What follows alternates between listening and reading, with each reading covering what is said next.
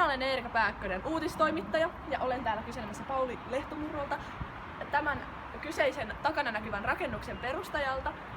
Miltä, Pauli, nyt tuntuu, kun rakennus on näin hyvässä vaiheessa? No, ihan hyvältä kai. Se on edennyt tosi nopeasti ja tällaista. Joo. No, milloin tämä taloprojekti lähti käyntiin? 2 vuotta sitten. Joo. Miksi valitsitte tämän kyseisen kauppakeskuksen läheisyyden?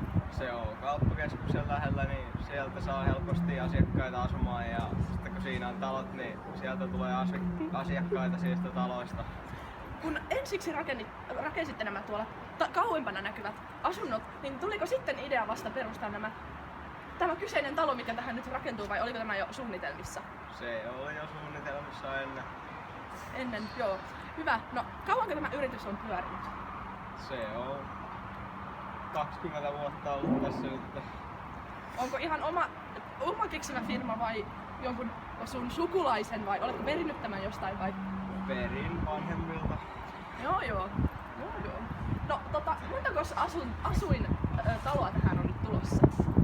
150. Okei, kuinka monta työmiestä teillä on tuolla kyseisessä rakennustyömaalla? 37. 37, ihan hyvä luku. Milloin tämä on siis valmistumassa? 2018 kesäkuussa. Kesäkuussa, hyvä ajankohta tämmöiselle isolle rakennukselle. Onko ollut ostajia tai varaajia jo näihin asuntoihin? Ei ole vielä tullut näitä varauksia ihan asuntoihin. Joo.